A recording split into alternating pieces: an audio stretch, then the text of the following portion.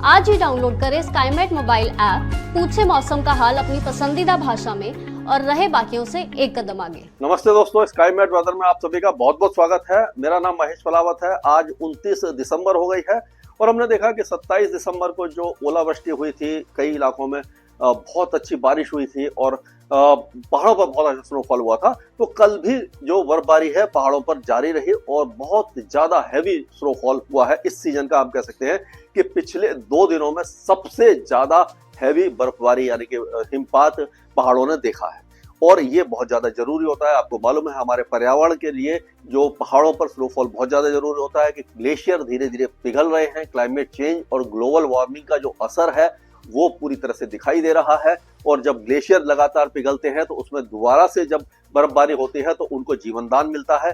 अगर ये बर्फबारी कम होने लगी तो ये धीरे धीरे ग्लेशियर पिघल जाएंगे और वहां से जो नदियां निकलती हैं वो धीरे धीरे सूख जाएंगी। अगले 20 सालों में गंगा, यमुना और जितनी भी वहां से नदियां, पचनद जो है वो झेलम, चिनाब, ये सारी नदियां सूख जाएंगी, जिससे कि बहुत ज्यादा आगे के लिए नुकसान होगा, पानी की कमी हो जाएगी।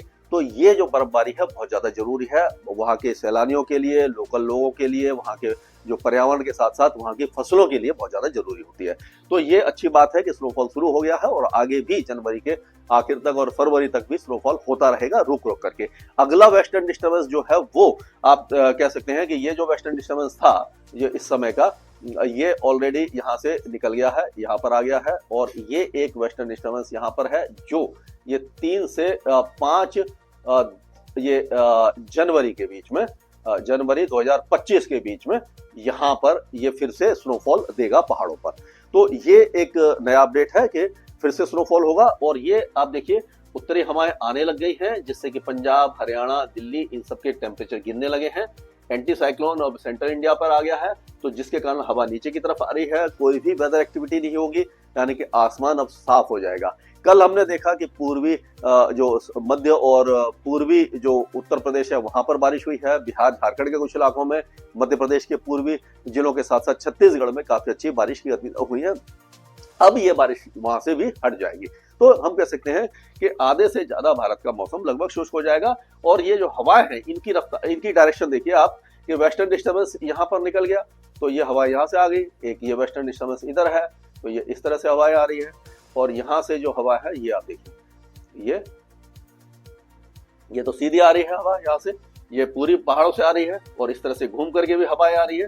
तो ये पूरे इलाकों का, पंजाब, हरियाणा, दिल्ली, राजस्थान, उत्तर प्रदेश, बिहार, झारखंड, छत्तीसगढ़, मध्य प्रदेश और यहाँ तक कि महाराष्ट्र और गुजरात के भी कई इलाकों का टेम्परेचर गिरने वाला है। और जो सर्दी है कड़ाके की वो कई इलाकों में दिखाई देगी आपको और मिनिमम टेम्परेचर जो अभी 10 डिग्री के भी ऊपर बने हुए थे, यानी बादल जब आते हैं तो टेम्परेचर बढ़ जाते हैं, वेस्टर्न डिस्टर्बेंस जब आता है टेम्परेचर बढ़ जाते हैं और जब वेस्टर्न डिस्टर्बेंस आगे चला जाता है, उत्तरी बर्फीली हवाएं चलती हैं सर्दियों में खास करके, तो तापमान गिरते हैं।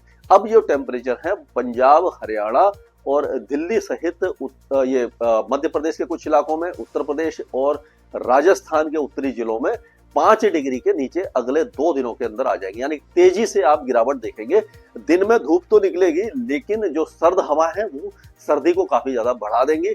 अगले 24 घंटों के दौरान हम देखेंगे कि पंजाब, हरियाणा, राजस्थान के साथ साथ दिल्ली और उत्तर प्रदेश के कई इलाकों में घना कोहरा भी छा सकता है क्योंकि हवाएं एकदम तेज नहीं हो रही हैं और जब 24 से 48 घंटों के बाद जब हवाएं रफ्तार पकड़ेंगी, तेजी पकड़ेंगी, तब ये जो फॉग है वो कम हो जाएगा और सर्दी और ज्यादा बढ़ जाएगी। यानी कि अब कड़ाके की सर्दी के लिए आप तैयार हो जाइए और आगे भी कोई खास वेदर एक्टिविटी आपको दिखाई नहीं देगी। ये जो कल का वो था, यानी कि जो सिस्टम बने हुए थे इस तरह का रेनफॉल था, आज आप देखेंगे कि पूरा जो भारत है वो शुष्क हो जाएगा। उसके बाद भी जो वेदर एक्टिविटी है केवल दक्षिणी भारत में, तमिलनाडु और केरल और ये श्रीलंका और आपका अंडमान और निकोबार द्वीपों में दिखाई देगी क्योंकि यहाँ पर एक और साइक्लोनिक सर्कुलेशन बन रहा है और हो सकता है कि ये लो प्रेशर एरिया बन जाए, लेकिन अब इनमें इतनी ताकत नहीं होती है।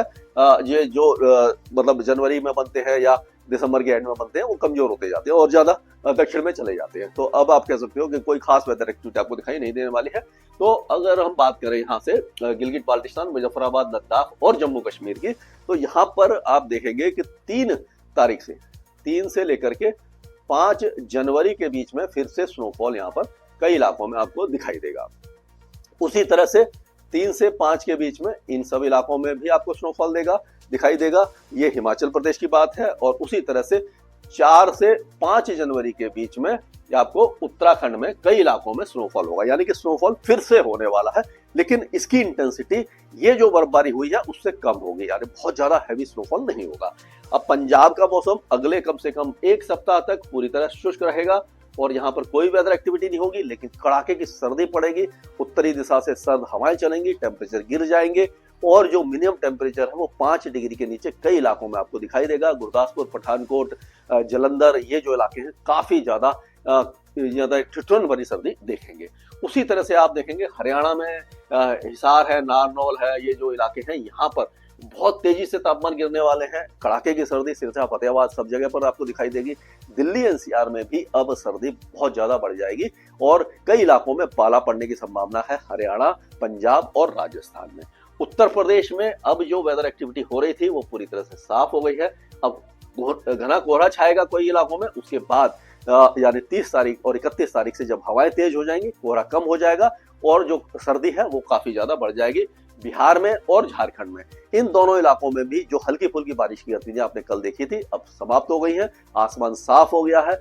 अगले 24 घंटों तक कई इलाकों में कोहरा छा सकता है, 24 से 48 घंटों तक। उसके बाद जो हवाएं जब तेज होंगी, जब तेज हवा होती है तो क्या होता है कि कोहरा रुक नहीं पाता। ये कोहरा क्यों छाता है इसको भी मैं शॉर्ट में बताऊं कि जब तापमान कम हो जाते हैं, यानी टेम्परेचर काफी ज्यादा कम हो जाते हैं और आसमान साफ होता है तो क्या होता है, कूलिंग हो जाती है, ग्राउंड बहुत जल्दी ठंडा हो जाता है और जो नम हवा है जो धरती के आसपास है वो कंडेंस हो जाती है। उसमें जो नमी है वो कंडेंस होकर के बादल बना लेती है।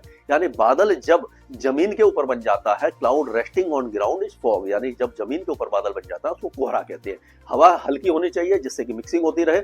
अगर तेज हवा है तो उस कोहरे को वो जमने नहीं देती। ये एक वो है, इसका फंडा है। अब पश्चिम बंगाल पूरी तरह शुष्क रहेगा, यहाँ पर भी सर्दी बढ़ेगी। पूर्वोत्तर राज्यों में भी बारिश की गतिविधियां अभी पिछले कई दिनों से नहीं हो रही थी, अभी भी नहीं होंगी यहाँ पर भी। और ये अगर देखेंगे तो वो राजस्थान के कई इलाकों में जब उत्तरी हवाएं चलेंगी, गंगानगर, हनुमानगढ़, चुरू, फलौदी, नागौर, ये जो इलाके हैं यहाँ पर, बीकानेर वगैरह में कड़ाके की सर्दी हो जाएगी और बाकी इलाकों में भी धीरे धीरे तापमान गिरेगी। तो ये मौसम अब यहाँ पर साफ रहने वाला है। 1 सप्ताह तक कोई वेदर एक्टिविटी नहीं होगी। मध्य प्रदेश का भी मौसम साफ है, कड़ाके की सर्दी कई इलाकों में रहेगी। 5-6 डिग्री के आसपास टेम्परेचर आ जाएंगे। छत्तीसगढ़ का मौसम साफ हो गया है, उड़ीसा का मौसम साफ हो गया है, सभी जगह टेम्परेचर गिरेंगे। गुजरात में जो टेम्परेचर है वो हल्के फुल्के गिरेंगे और फिर मतलब अगले 2 दिनों के बाद जाकर के गिरेंगे जब सीधी हवा उत्तर से आएगी। अभी टेम्परेचर गिर रहे हैं लेकिन बहुत ज्यादा तेजी से नहीं गिर रहे। और अब अगर महाराष्ट्र की बात करें तो महाराष्ट्र में भी कोई मौसमी गतिविधि नहीं है। विदर्भ, मराठवाड़ा, इन सारे इलाकों में जो टेम्परेचर, मिनिमम टेम्परेचर काफी ज्यादा हो गए थे वो नीचे आ जाएंगे। मुंबई, थाने, दहानू, इन इलाकों में भी सर्दी की थोड़ी सी शुरुआत हो जाएगी। जो हम इंतजार था 2 जनवरी से, यहाँ पर भी कड़ाके की सर्दी पड़ने की संभावना हमें नजर आ रही है। पॉल्यूशन वगैरह हट जाएगा। तेलंगाना का मौसम साफ हो रहा है और यहाँ पर भी टेम्परेचर 10 डिग्री के नीचे कई इलाकों में आपको दिखाई देने वाले हैं। और आंध्र प्रदेश का भी मौसम पूरी तरह से साफ रहेगा और कर्नाटक में भी कोई वेदर एक्टिविटी नहीं होगी। केरल में, दक्षिणी केरल में बहुत हल्की बारिश होगी और दक्षिणी तमिलनाडु में एक बार फिर से बारिश की गतिविधियां बढ़ेंगी। विलुपुरम, कडलोर और पुडुकोट्टई, शिवगंगा, रामनाथपुरम, पुडुकोट्टई, विरोधपुरम, मदुरई, टिंडुगुल, ये जो इलाके हैं यहाँ पर बारिश की संभावना नजर आ रही है। अंडमान और निकोबार द्वीपों के दक्षिणी द्वीपों में अच्छी बारिश होगी, उत्तरी द्वीप सूखे रहेंगे और उसी तरह से लक्षद्वीप में भी कोई वेदर एक्टिविटी अभी फिलहाल दिखाई नहीं देने वाली है। इसके आगे जो भी अपडेट होगा मैं लगातार आपके साथ साझा करूंगा स्काईमेट वेदर में।